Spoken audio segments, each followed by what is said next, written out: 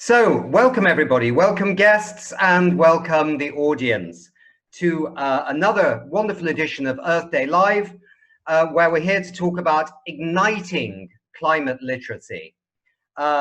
Before we start with our wonderful guests and get into the nitty-gritty, we want to hear first from Tracy Ritchie, who is the head, the chief, the boss of climate education, of education and environment, education and sustainable development at the Earth Day Network. Over to you, Tracy. Wonderful, Nick. Thank you for that promotion. I appreciate that. Good morning, good afternoon, and good evening, everyone. Thank you so much for joining us from around the world. This is a wonderfully exciting webinar that we have today for you. As Nick mentioned, this is part of Earth Day Live, a series of webinars that earthday.org will be streaming over the next few months, so we hope you tune in for a variety of exciting topics. Today, we are talking about igniting climate literacy. Something is vastly important to earthday.org in our long history. We have celebrated our 50th anniversary just this past April, and while it was a little bit different than we had envisioned for the 50th anniversary of Earth Day, we are so excited of how many of you have joined us, have pivoted with us, and have really challenged to think about how to connect to your audiences and how to make climate and environmental education a component of our education as we go to virtual, distance, and online learning. So we're so thrilled to have you here today. This is also not only an Earth Day Live event, but we are part of Climate Week NYC 2020. So we are kicking off Climate Week in the United States here and around the world to feature this as an event. And we hope to have you join us for future Earth Day Live events. Earthday.org has been working on climate environmental literacy for 50 years with our mission of diversifying the environmental movement. And we are so excited to make sure that this campaign kicks off in a huge way to make sure that students around the world get the climate and environmental education that they deserve, that they need, and that it always has that strong civic education component to make our future leaders active and willing and ready participants in our government systems, in our economic systems, in our social systems. So we're so thrilled to have you here today with this distinguished global panel of experts from around the world. And I will throw it over to you, Nick, to introduce our panel. Thank you. Thanks very much. Before I go to our panel, I'd like to just make one announcement, because this webinar is not just here to discuss. This webinar is also here to launch what we hope will be a major campaign over the next 12 months involving organizations, groups, and influencers across the world in the run-up to the next big United Nations climate conference, which is taking place in the United Kingdom next year in the Scottish city of Glasgow. We want to ignite the enthusiasm of governments across the world to do something that they haven't quite yet managed to do in something like over 20 years, which is to provide for children and youth in schools across the world the education on climate change that they need to not only understand the scientific realities of what they're facing, but to actually equip them with the skills they need to take part in the kinds of green jobs, as some people call them, that are going to define the 21st century. And at the same time, to equip them to be citizens that can basically hold their governments and their leaders accountable for their good or their bad decisions that they take over the coming years and decades. And we believe this is important for the economy, we believe it's important for society, and we believe it's important for the future of the planet. So today, Earth Day is coordinating the launch of a global campaign asking people to back basically three things, and to ask governments to do this in Glasgow next year. And that is compulsory education for every child and young person going to school in every country around the world, that this is somehow accountable, we've used the word assessed, and that it must be linked with civic engagement, because that is the way to actually ignite excitement as well, whether it be putting solar panels on the roof of a school or replanting a forest or whatever it is, to get children and youth engaged in a kind of systematic way. Right now, we're going to hear from people around the world who will show that they've been doing amazing things. But it cannot just be that amazing groups are doing amazing things. There has to be a strategy from national governments for this stepped up ambition on climate. action, and education. And we will actually be going live. In fact, we maybe have gone live right now with our website. You'll be able to see the campaign. You'll be able to see some of the early signers that range from very big trades unions from around the world to Younger, which is the UN's children and youth group for the UN climate process, to people like Bertrand Piccard, who flew the wonderful Solar Impulse plane around the world. Many people are backing this campaign. So thanks very much. We want you to get involved, be inspired what our guests say, and to also sign up yourselves for this campaign. Thanks very much indeed. And now, over to our guests. So I'm going to introduce you first to Rowan Aurora. Rowan is the founder and the executive director of the Community Checkup. And basically, Rowan is an activist on climate change, but also an activist on health. And he basically is working very hard in his native United States, but also around the world in communities where maybe English isn't the first language, to actually find these links between climate change, between health. He runs a campaign called Stand Up for Clean Air, for example, clean air being very emblematic of the kinds of health problems people face from burning fossil fuels. What I want to ask you first, Rowan, is to tell us a little bit about what you do and why you're motivated by it. And then we'll pivot to some of our next guests. So over to you, Rowan.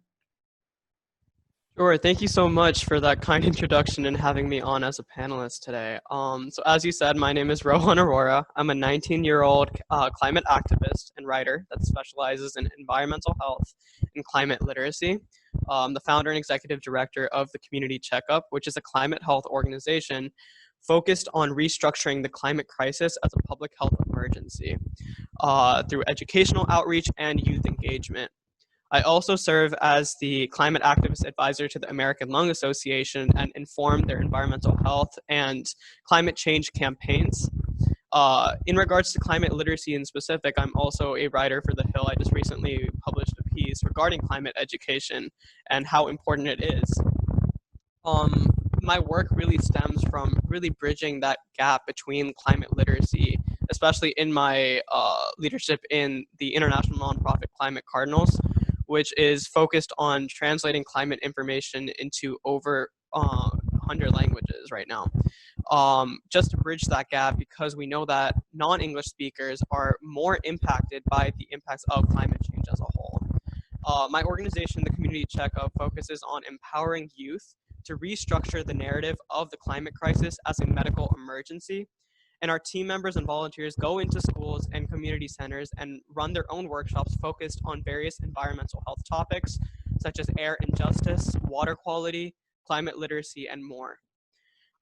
In addition, in the last few months, we've been able to mentor budding activists in the field of environmental health and help them lead their own capstone projects for them to implement in their local communities, because we really believe that change starts locally. And many of them have been leading Zoom sessions and workshops focused on spreading awareness about environmental health topics in their local communities. And that's why my focus has always been on trying to provide people with a full picture about the climate crisis. Thank you so much for having me here today. Great, thank you very much indeed. Now we want to go over to Frieda Berry-Ecklund. Frieda is a climate change communications expert based in Sweden. She's an activist and she's a writer, but in fact, known to actually quite a lot of people around the world for being one of the key people in Our Kids Climate. So Frieda, and you're also a founder, I think, of the network there. Just give us a little elevator pitch on your work and how this intersects with climate education. Thank you so much. And thanks to the Earth Day Network for inviting me to take part in this really important discussion about climate literacy. So a little bit about me. As Nick mentioned, I'm a Swedish native. I'm a climate communications expert, activist, author, but above all, I'm a mum of 2 kids, and they're aged 6 and 8, both of them in school now. I'm also the founder of the Climate Parent Network, Our Kids Climate, who are now gathering about 60 groups from 18 countries, working together to engage parents and families in climate action.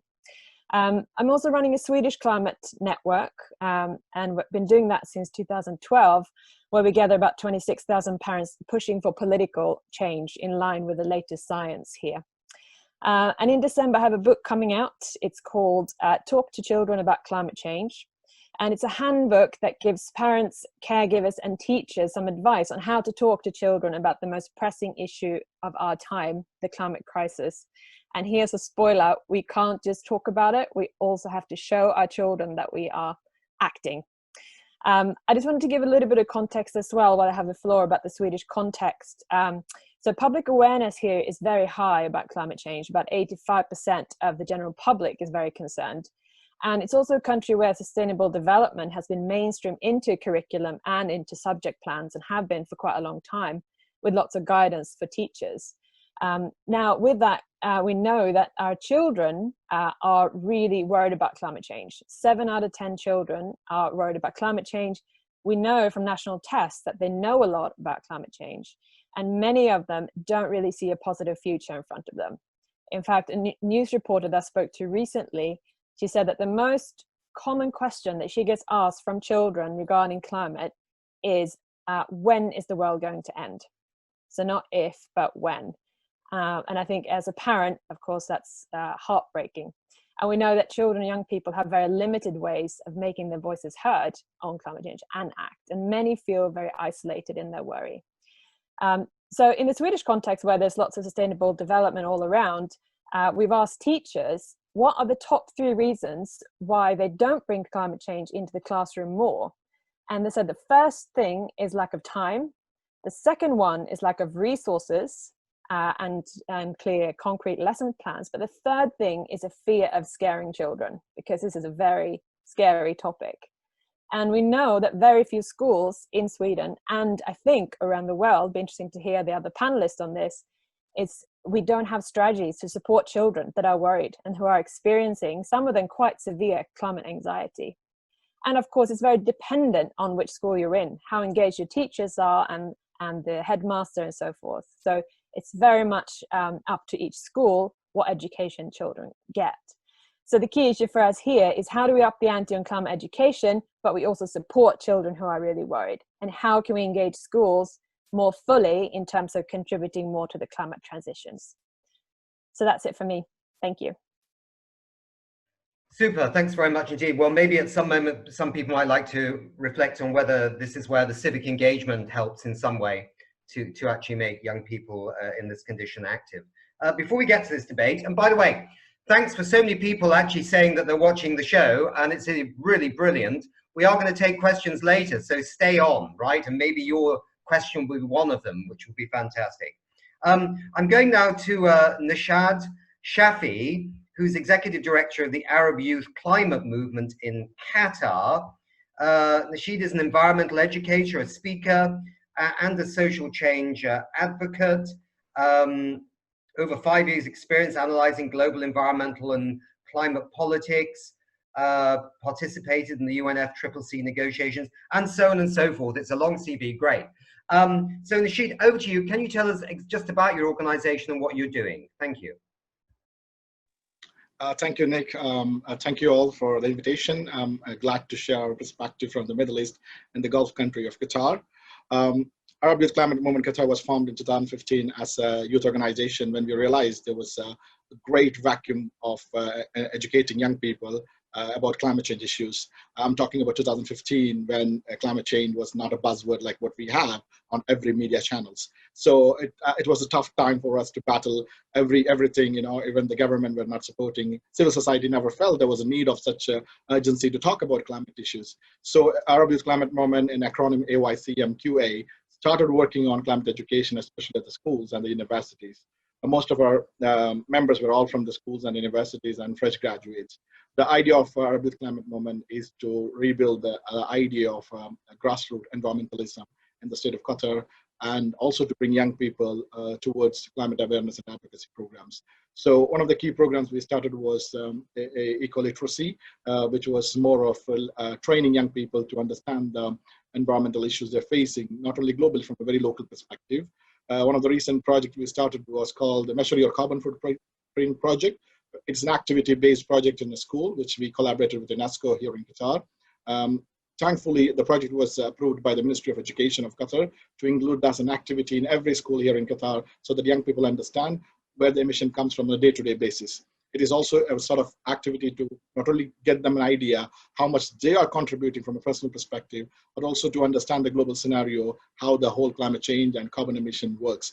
The students would be from mid-high school to high school students. So the idea is to sort of train them for 6 months and understand programs and come up with ideas that can mitigate their personal CO2 emissions. So the whole mission of Arab Youth Climate Movement Qatar was and is to support young people. And as you know, much of the time we in the Middle East doesn't have organization which are credible, which has the capacity to train. We also struggled in the beginning, and over the course of time, yes, we try to become the better ones. And we are thankfully, in 2019, we were glad to be registered as the first non-profit youth-led association here in the state of Qatar, and we are still the only youth-led association in this Qatar working on environmental issues. We look forward for partnerships, and we have been recently partnering with UNIP office here in Bahrain to support on zero waste Qatar, an idea to reduce waste of plastic pollution in the country. And then the pandemic came in, and that exacerbated the existing plastic issue to showcase to a new level of urgency required in that aspect also. We are looking forward for a post-pandemic to work with the school more closely in terms of environmental education. Recently, we also had a Zoom meeting with the UNESCO office here in Qatar to work on a climate curriculum here in Qatar with support of Ministry of Education. So a lot of things have been changing, and the paradigm of education in terms of climate has been changing in the Middle East, unlikely, which most of the people would be feeling because of oil-rich countries in the Middle East. Sometimes people don't even realize they are doing better than some of the countries who don't even believe in climate change. So this is something I wanted to highlight here. Probably more to come in the discussion. Thank you. Thanks very much indeed. Now over to Rab Nawaz, who is Senior Director of WWF Pakistan, and originally hailing from Winchester in the UK. My God, he's a fellow countryman, and worked on many things, but he got his bachelor's in wildlife and habitat management, which is fantastic in the UK, and now based in Pakistan, joined WWF Pakistan in 1999. So tell us a little bit, Rab, where does this climate education, environmental education story come into your work? Thanks, Nick. Well, I mean, it's very important. If you look at Pakistan's population, 50% of the 207 million people are under the age of 24. So we realized a long time ago, like Earth Day Network, we're also 50 years this year. Half of that lifetime has been spent reaching out to the youth through schools, colleges. It's a fantastic opportunity to invest in the children. We know that the investment has to be long-term. It has to be not 5 years or 10 years or 15, but 20, 25 years investment to get some return, to get that impact you want. But it's also a challenge. I think if you look at countries like Pakistan and around the region, there's such a diversity of cultures, of languages. Literacy is quite low. So the way people perceive climate and climate change is varied across the country, even within a province. And that means that the way we approach it, the way we have to tailor-made messages, and the way we roll out the programs is very diverse, and that can be really challenging. Like many countries as well in the region, climate change is quite a recent dialogue. We're lucky to have I wouldn't say a green government now, but a government which is very pro-green. But that dialogue has started very recently, maybe the last 7 years. I think that we need to go a step further than just having igniting this literacy. It has to be leadership. I think even WWF across the network has seen and realized that the children are really your true voice. They're non-political. I wouldn't say they're naive, but they give a very down-to-earth, straightforward perspective. And this year, I think I've learned myself that the best way to ask, to get honest feedback about how well we're doing, either as a WWF, as a country, as a government, is ask your kid. They'll give you a very honest, maybe too honest response. But I think that is very good. And I think we as a network are also trying to develop mechanisms such as having a youth board. So the board of WWF in some countries have actually a separate board made of youth. And that really has given officers a way to reach out to get to know what youth are thinking.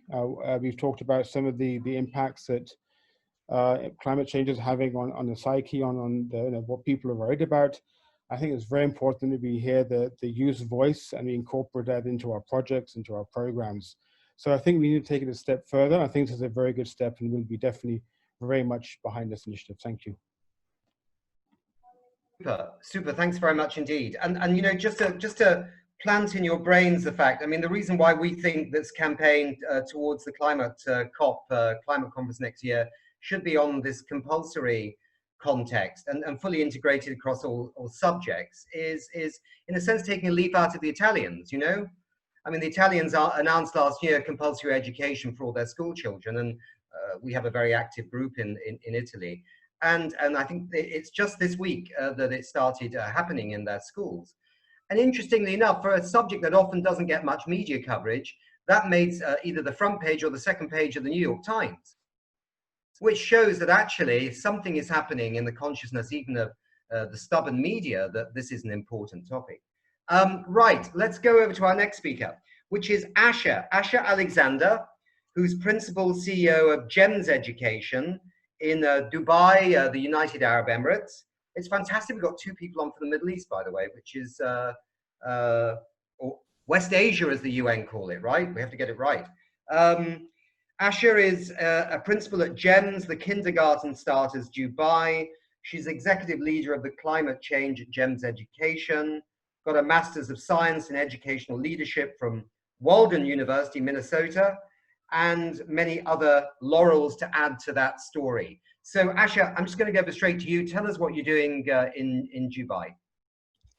So good morning, good afternoon, and good evening to all our viewers. Thank you for tuning in to listen to this eminent panel. And I'm learning so much just listening to the panelists themselves. I'm Asha Alexander from Dubai in the UAE, and I've been in education for 33 years. So I was very intrigued to hear Frieda worrying about young children, and I handle 5,000 young children in one facility in the heart of Dubai, perhaps the largest school, perhaps in this region, or even in the world for primary children, I should think. And often many people come up with the worry that it's emotionally disturbing for children, but there are ways in which we can and must address this for young children.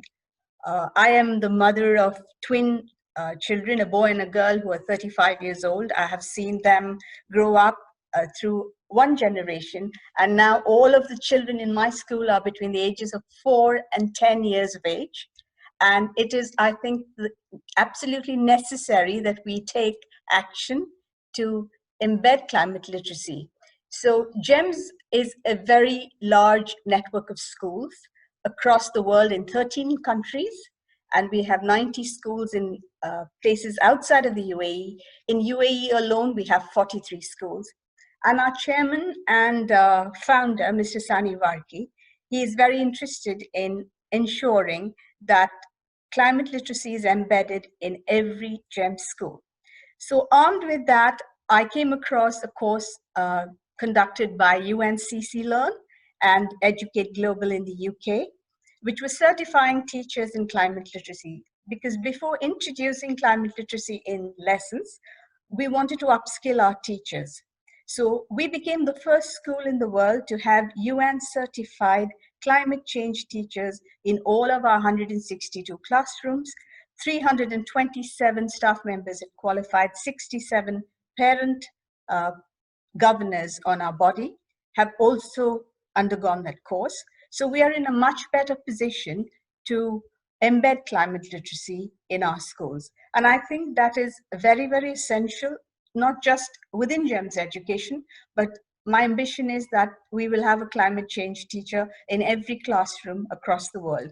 And when I went to COP25 last year to raise the same issue, I found there were very few educators there. There were politicians, They were debating what should be done, but we are actually losing plenty of time. And I think instead of waiting for a top-down approach, waiting for government to change their policies, educators can do much in actually moving it from the grassroots upwards as well.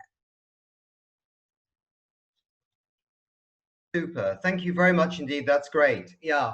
I mean, one of the things that inspired us a little bit in this campaign that we've launched today, and I hope as many of you out there that are watching can sign up for it. It's online now with an open letter to Patricia Espinosa, the head of the UN Framework Convention on Climate Change, and to all governments, was a paper in the Proceedings of the National Academy of Sciences earlier this year, which talked about, I think, 5 or 6 societal changes that could stabilize the climate.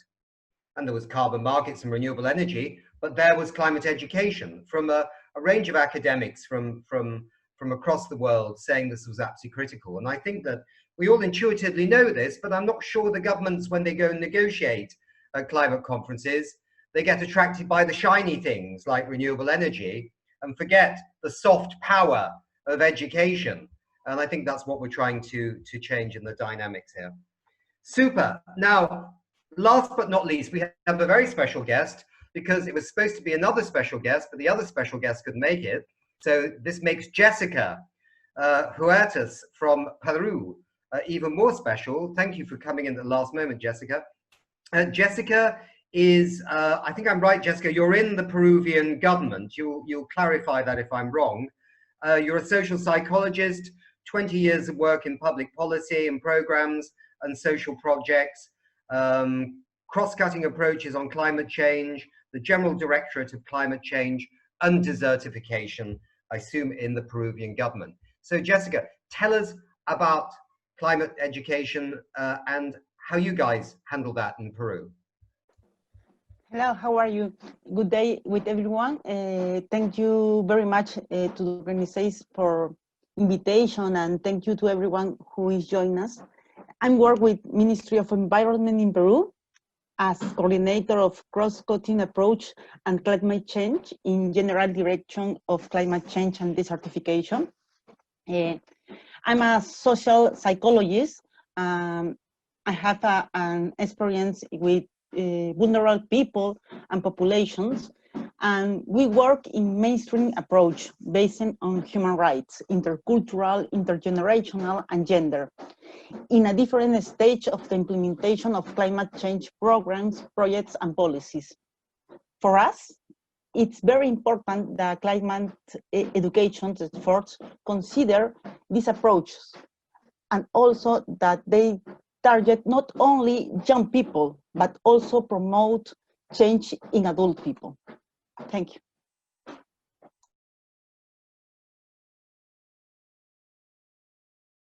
Thank you very much, Jessica. That was very short and very prompt. Thank you very much indeed.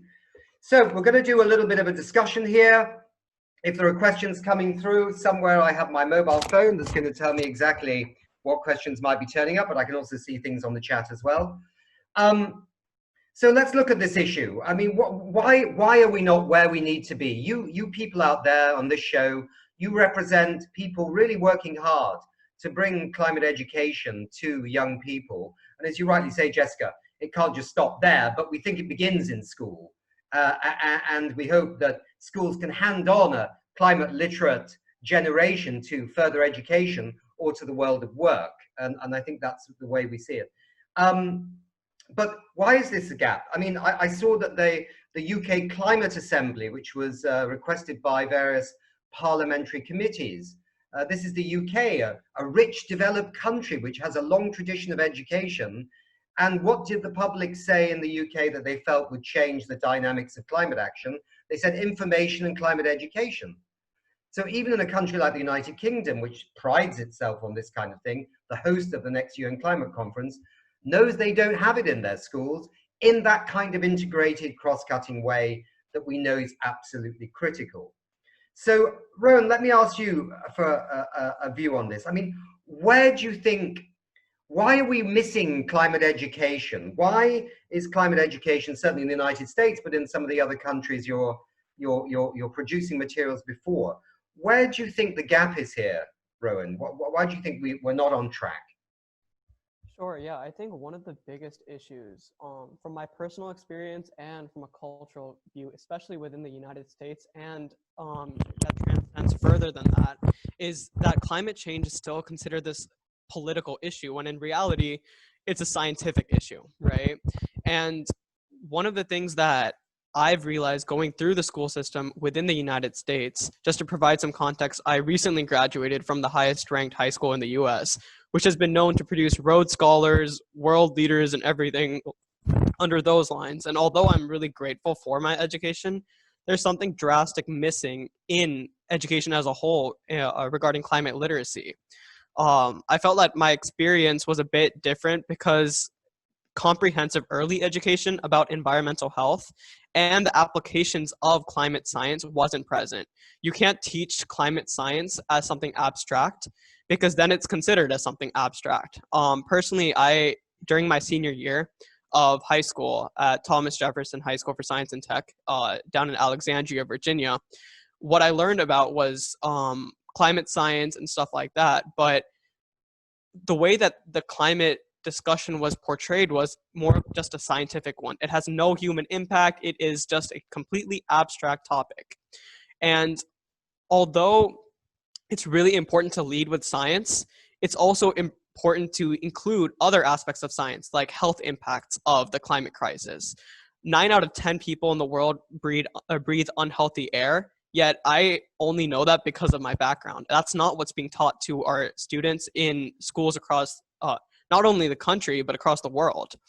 And one of the things that I realized was climate apathy is a huge issue because of the way that we teach climate education today. A lot of what my organization does is it goes into schools and community centers to educate people about climate crisis and specifically how it's a public health emergency. But this type of action needs to be taken on a institutional level rather than separate organizations trying to make these types of strides, because that's the only way that we're going to actually change the mainstream narrative, right? We spend so much time learning about social justice movements and learn about the Pythagorean theorem, about like rhetorical devices and stuff like that in high school. Why don't we talk about comprehensive intersectional climate education that isn't just, oh, there's something called the ozone?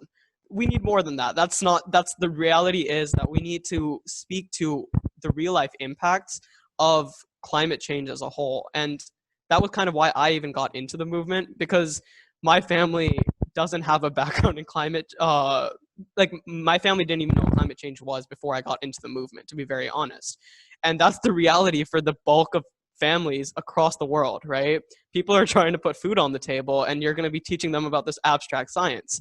You need to, or institutions need to showcase why not only youth should care, but why should we as a society care about this issue, and why does it impact people across the world? So I think one of the biggest things and one of the biggest assets that we can provide students is providing them intersectional and comprehensive climate education, because the reality is the youth are the next generation. We are the leaders of any climate reform that comes about, right? We're going to be living in that generation that'll be directly impacted by climate change. Yeah. Yet we don't see enough focus on youth, and we also don't see enough education, especially in a school with a lot of resources that the class wasn't taken seriously. So I can't even imagine across the world, in places with less resources and with places with that are already struggling, how are we trying to equip the next generation of climate warriors? Yeah, exactly. Good points. Yeah, exactly. So I'm probably going to turn to Frieda there, but I mean, I think this is a very good point. I mean, some people said to us, oh, well, you want to educate children on climate change now, isn't it too late? Well, I've always understood that it's never too late, but it's a good point that in 1992, when the Climate Change Treaty was actually established, they actually included the issue of climate education in 1992. But what have we done over the last 20 odd years? Yeah, I mean, again, lots of good initiatives happening, but where is the power of central governments to actually ensure that, you know, they do what they said they were going to do in 1992? That's why we need to change this next year in Glasgow. Frieda, let me ask you, just getting on this issue again, a little bit of the anxiety aspect. I mean, I don't know if that's a Swedish thing or whether that's, you know, a developed country thing. It strikes one in some developing countries, some people don't even, you know, are not even aware of what climate change is yet to even get worried about it. Although I did live in Africa, and you do have a lot of people living in Africa that know the weather's changed and they're very worried about it because they can't plant their crops on time. So how do you turn the anxiety into something positive? Is it civic engagement? I think you answered that question by your question. Elaborate it for me, for God's sake.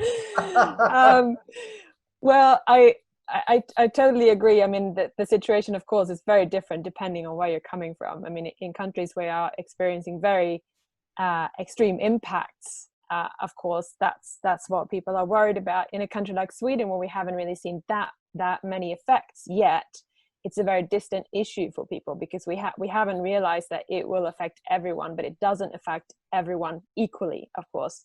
And at the moment, it's impacting very vulnerable communities, not at least children in many countries, of course. But if we look at anxiety, there are a few things that I like to highlight. And like you were saying, the best cure for anxiety about this issue, because it is also, you know, an issue of children experiencing a lot of emotional stress about this issue. The more you learn, of course, the more stress can be created when you don't see that enough is being done. I mean, Greta Thunberg is a good example of that. A child kind of opening her eyes to what's happening, looking around and seeing that adults are not doing anything about this issue, or they're not doing enough. And that is, of course, creating anxiety because, of course, as a child as well, you have a lot less opportunities to engage in democratic processes, for instance. So a lot of children are feeling really kind of hamstrung by this. There are a few things that we can do, and I think the first thing is, of course, like tell the truth about the issue, but we need to make it age appropriate, and I think that's really important. And that means that using words and concepts that are appropriate for different ages. Another thing I want to highlight is that giving false assurances to children that things are going to be okay is doing them a big disservice, because we don't know what's going to happen. And we know that what world what children are going to live in and grow up in is to do with what the adult generation is doing in the next few years. And the third thing is that, you know, we need to let children know that we are worried too, but we are ready to act, and it's the responsibility of adults to solve this problem because it's us that created it in the first place. And the fourth thing I think is really about like acknowledging feelings. So, and that goes for both adults and children, like acknowledging how we feel about this issue. Is it sadness? Is it upset? Is it frustration? Is it anger? All of these things are like healthy reactions to what's happening in the world. But we as adults, we can help then children turn those emotions into action by helping identify ways to act and connect them and empower them to take action. And then lastly, talking about what we all can do to contribute to the solution. And I think action is definitely a good cure for any anxiety. And focusing on collective action is important. I mean, we're in a situation where we need to connect children to making their voices heard, whether or joining an organization, advocating for local change in local communities, starting a climate group, you know, tree planting projects, anything that, you know, connects children with action, I think is a big help in terms of alleviating anxiety. Yeah. Good, Frieda. Thanks very much indeed. I'm going to go to Nasheed here because it's interesting. There are some positive things, just flipping off a little bit of what Frieda said. I mean, there are some very positive things happening in the world. I mean, renewable energy is done for 3 or 4 years now around the world, which is absolutely amazing. I mean, it has exponential growth, whether you're in developing countries or developed countries. It's amazing. But you have a special challenge, which you underlined a little bit, you know, from what you said earlier. You're in what has been traditionally a major fossil fuel producing country, and wherever you look radar, somewhere behind all this is the footprint of fossil fuels. Once a very wonderful product, which we didn't know the consequences of, but now it's got a bit of headache attached to it called climate change. I mean, the goal is, it seems to be drifting past leg, which is a positive thing. Oil will be with us for a long time, but maybe not needed in the same quantities that we've had it in the past if we're going to deal with climate. Maybe you don't know how you deal with it with young people. And what about the COP in Glasgow, Nasheed? I mean, you've been involved in these negotiations. Do we need another 10 years of a work program, which is one of the things proposed on climate change? Or do we really need some stepped up action, maybe compulsory education in every school and some assessment and civics and some support for developing countries, proper support to do this? Great, Nick. I mean, definitely you touched on some great points regarding being a very fossil fuel industry based country, which is most of the economy is based on the fossil fuel economy. There's a great discussion towards the transition towards renewables, and given a country which is completely onto a fossil fuel, that didn't exactly have people's mindset in regards to climate change. So when we started the organization back in 2015, the idea was people felt this was a very political and government to solve issue, and public didn't have an idea of what's going on. Also, to give the backdrop, Nick, you've been with UNFCCC. Qatar hosted the COP 18 in 2012.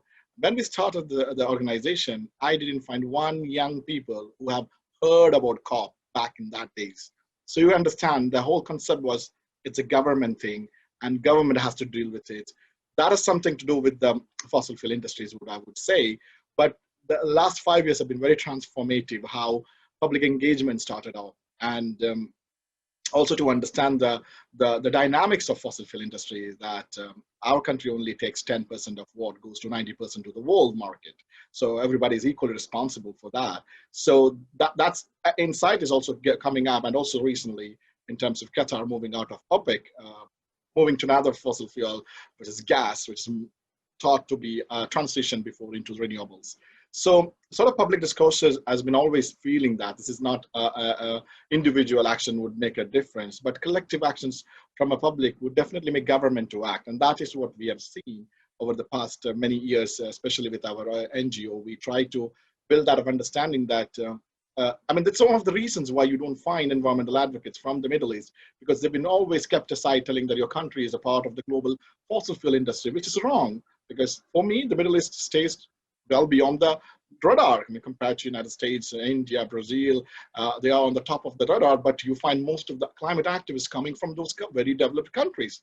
Surprisingly, our young people were a bit, I would say, kept behind the bar for many years, thinking that, okay, they're not part of the bigger conversation because the country is pro-fossil fuel. It is the truth, but that shouldn't stop the young people from being an advocate, because they would definitely, like a country like Qatar or the Middle East and the Gulf countries, where governments are like quasi-government. So you may not know one of the citizens would be a minister or a diplomat who would make decisions in the coming future. And that's exactly what AYCM is working on. We have a great number of young Arab students who might or may not be into decision-making roles in a very, very young age. That would really transform how they want to see their country in coming years. And of course, there's a huge discussion how the transition has to happen. And of course, when your country's economy is based on oil and gas, it takes some time to do that. Was being a part of an extra two countries under the UNFCCC, they also have the leverage of making sure development goes in hand with environment. So that had something kept the young people far away from sort of advocating. So these are good changes, Nasheed. I'll have to hurry you a little bit on this answer. Sorry that. So now that's a good answer. But then just pivot into just briefly, what about COP in Glasgow, right? So, well, I mean, I've been with COP for the last 5 years, and I've been with the COP for the last 5 years, and I wish, I really wish the COP 26 in Glasgow would really come up with something that we don't have to. Because for me personally, being there, I felt it's like a sort of annual summit everybody want to attend. You see all this government. Yeah, it's great fun. You see all your friends, but are they stepping up on climate education? I don't think so. But in the last COP, what I felt, and also I heard Italy is working hard in terms of environmental education as a priority for Italy. That is what we even recently discussed with the Italian embassy here to work on a project. So that's something very promising in terms of climate literacy. But in terms of negotiation, I don't foresee the COP would go for another 5 years. I mean, that's literally how I feel, because the negotiations keep going on, and the least countries which have been contributing to climate change are worstly impacted, and they are kept aside in the main conversation at the COP summits. Good, thanks, Nasheed. So hold those thoughts. Now let's quickly go to Rab in Pakistan again. Rab, there was a question here. What are the connections between climate literacy and conservation goals, such as saving the pangolin populations in Pakistan? You may have to explain to some people what pangolins are, but Yeah.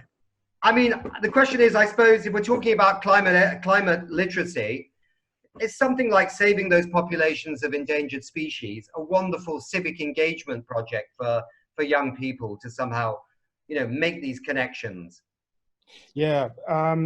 So yeah, there's a strong connection. I mean, the pangolin, for those who don't know, it's basically an anteater. It's one of the most heavily trafficked animal in the world in terms of illegal wildlife trade, and it's becoming extinct in many countries in Asia and Africa.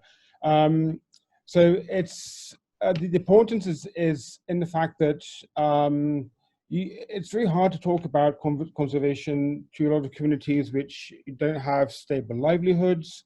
If you look at the COVID-19 situation, are in real trouble. So it's a dialogue and I wouldn't say trade-off, but it's a dialogue and an argument you have with the communities, including the youth, of what they need to do and why it's so important. And you can imagine trying to teach ecology of a small animal in a huge ecosystem to a bunch of kids. So the tools that we use and the approach we have to take takes a lot of time. So as I said in the beginning, when we look at conservation projects, they have to be long term. It's not because species take a while to recover. They don't. Mother Nature will actually come back very quickly. But the change in attitude you have to make within communities, within the governments and in the policymakers takes a long time. So a lot of our work is actually more changing attitudes and actual conservation on the ground. So in that respect, this literacy, the climate dialogue and environmental dialogue is perhaps more important than the actual conservation work that we do with the animals on the ground. Good point. Good, then we can expect WWF to sign up to our campaign, which would be absolutely brilliant. Yeah. So let's, we're running a bit short of time, I have to say. We have 13 minutes left. We do have some questions. I wanted to say to all those wonderful people who are sending things on the chat, thank you so much. There's Roger Ryder and there's Stephanie Weisberg and who else? Jose Angel Ortega and lots of people telling us all about their projects as well, which is brilliant. Sorry we can't respond, but all our guests are seeing that. Over to Asha now in Dubai. Asha, so apart from your institution, tell us how you measure the success of what you're doing. I think lots of people want to know how you measure success. So without much ado, I'll try and share my screen so you can have an idea of how students can be assessed and what they do in schools. So here is an opportunity for children who are designing a sensor system in a forest fire. These are very young children, and the child feels that by putting that sensor on the tree, somehow someone will be alerted. They study about climate change and existence of levels of organisms. Of course, they are aware of World Ozone Day, and this is happening during the pandemic. All what you see is on Padlet or Mentimeter, where students are giving immediate responses. There's a little engineer who's designed a robot to save the world, and he's given you the process, the light source, the signal receiver, exactly what his robot's going to do. And we have thinking routines where children are debating why pollination will affect you and me and the world around. And in this part of the world, since water is very, very important, students focus on saving water and the effect of climate change on water resources. So Children talk and plan and do projects on cloud seeding and aquaponics using the microbits. So there's a lot of technology involved, and many of you may not know what is pink farming or vertical farming, but that is something that is done extensively. I won't play this video. It's a book created by a child explaining pink farming or vertical farming. An action project was undertaken across the school to create awareness for conservation of water and electricity, and to end the global water crisis, and to share ways to conserve water and electricity. So after several months, almost a year, students had reduced the consumption of water by 148,720 gallons by actually researching where they were wasting water, turning off taps, adapting nozzles in the pipes to make sure that the water flow is decreased. Eventually, there was a call to action. They did something called Walk for Water. They engaged schools in Missouri in India and Jeddah in Saudi Arabia. And the plan was to carry a bucket of water for a certain distance without spilling a drop. In doing so, the children understood how much it's important to conserve water, how some children have to walk for miles to get just a bucket of water, and how important it is to raise this public awareness. To have all children do the same activity at the same time across the world was really very significant for the children. They have taken ownership, and they make sure that this is embedded. So you can assess, you're not assessing in terms of an examination, but in the product that you get in children's changed behaviors, their belief and their ownership that they can change the world. We're seeing how climate literacy is really impacting children. We've had wonderful books written by Alan J. Hesse from UK, who talks about the journey of a polar bear in different continents. And while Frieda was saying it should be done in fun ways, using language which is accessible to these young children, so their anxieties are laid. And I agree with her 100% that when you create opportunities and adults model the same behaviors around, it makes children feel that this is not the end of the world. There is a solution, and they are now part of it. Excellent. Thanks very much, Asha. And finally to Laura in Peru. Thanks, Laura. Is there a way of possibly discussing with us the best way that citizens, students, young people can engage with their governments on advancing climate education in schools? Is there some way that, does the government, you think, should they be welcoming? Should governments be welcoming more dialogue with students about how to raise the level of climate and environmental literacy? If not, if there's another point you want to make, that's fine too. That's for Jessica today. Jessica, yeah. Sorry, not Laura, Jessica. Sorry, Jessica. Don't worry. I'm an old man, I get confused now with my notes, Don't worry, it's okay. In Peru, we want to make the young people work with us in the climate change policy. So we are promoting the organization of representation of civil society in the institutional space provided in the framework law of climate change, such as a National Commission of Climate Change. In their space, there are spots for young people, for teenagers, for Afro-descendant groups. It's very important to all boys are here in National Commission, and indigenous people and women too, and unions too. It's important they not only work in their space like with their peers.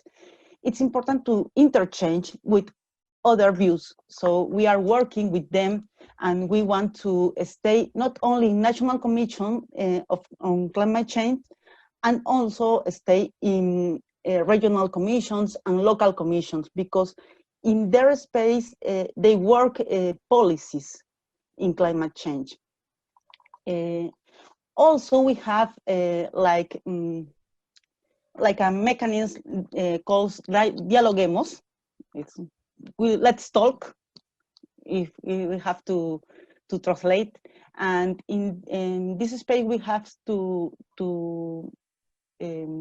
promote dialogue, commitment, and action on our national determinant contributions. We want to address NDC adaptation and mitigation measures and involve all actors and sectors. And we work with multi-actor and multi-level space, bring a proper representation. No? We want to increase our ambition, and for that, we have to increase the commitment. And in that idea, our framework law of climate change includes the subject of education, not only in schools, but also in institutes and university, as well as community educational space. The bylaw explains that we should also include the traditional knowledge of the indigenous people in education. This is very important for us. Great. Jessica, thank you very much. We're coming to the end of the show, and there's a very nice question here that maybe somebody might want to take, or maybe two people at maximum, from Steve Levitt at the University of York, who says, I would love to see economic literacy taught as part of the environmental curriculum, which is perhaps another way of saying that there is a big, strong link, obviously, between the economy and the environment and climate change. Perhaps that could be part of an integrated teaching that goes on. But maybe if anybody wants to take that, do you think that's important in terms of dealing with climate change, that young people also are aware of the economic side of the story? Anybody want to take that? Nasheed. Well, it's funny sometimes when we talk to young people regarding climate change action here in the Gulf countries, they say, hey, once you move away from oil and gas, we're going to be poor. So it's absolute necessity to understand the economics that going renewables will earn more job and better pay in the coming days than what it used to be now. And that can be seen, like recently, a lot of students in Qatar, rather than going into academics into petroleum or chemical engineering, because that ends up your job in the oil industry, I've now moved to sustainability studies. And recently, Qatar introduced sustainability PhD studies at Hamad bin Khalifa University here, where a lot of young people are showing interest in joining. So I see there's a transformation, and definitely economics has to do with climate action, because getting them to know the myths about going away from fossil fuel is not losing money, but also you gain both health and money at the same time. Yeah, good point. I mean, I think a lot of people don't understand the economics, and that there actually are, if you do the broader economics, I mean, if you actually looked at the number of people that get sick, the number of people that die in mining accidents, if you look at the amount of water that's required for coal-fired power stations, if you look at the whole economy of coal-fired generation in a broader sense of societal impacts, there would be very few coal-fired power stations that would actually be profitable. And most of them, and if you tell people that actually fossil fuels around the world are subsidized more than renewable energy, some people say, no, that can't possibly be true. So yeah, the economics is a very interesting way. Whether a 6-year-old child would necessarily get that, but they might well do. And there might be a way of teaching it that way, because there is this absurdity about the economics for sure. By the way, lots of you have had lots of praise, by the way. I've got lots of messages praising all of you. They're not really questions, just saying good job, well done. We've got about 2 minutes to go, so I'm really going to kind of leave it there. I want to thank everybody that's been on the program, on the webinar, here on Earth Day Live. I want to thank you for all the work that you're doing, because it's absolutely vital.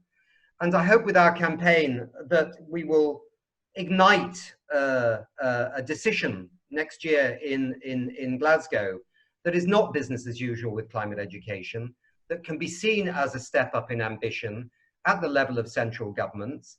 And we know that then it trickles down through regional governments and all kinds of different systems to the people that matter, which is the youth and the children.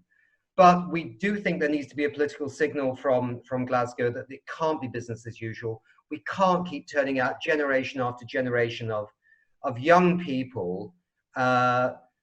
I'm not talking about your schools and institutions. You're turning out great ones that are fully aware of what's going on. But for the vast majority of children, it's still a very rare thing to receive this. And given we have 9 years, according to the science, to actually get on track, we can't allow this to continue. So thank you very much for your time. Join our campaign, those that are watching, and have a really super duper day. Thank you very much. Thank you so much, Nick, for moderating. Thank you so much for these panelists, your thoughts and your expertise and the work that you do. Most importantly, we're eternally grateful. Thank you everyone for joining. This was a huge turnout. We know that there are so many unanswered questions, so please contact us at education@earthday.org for more questions, to reach out to our panelists. The recording will be available. There was lots of questions about that, so stay tuned to earthday.org's Facebook and Twitter for the recording. And thank you so much. Have a safe and wonderful day, everyone. Take care. Thank you. Bye-bye.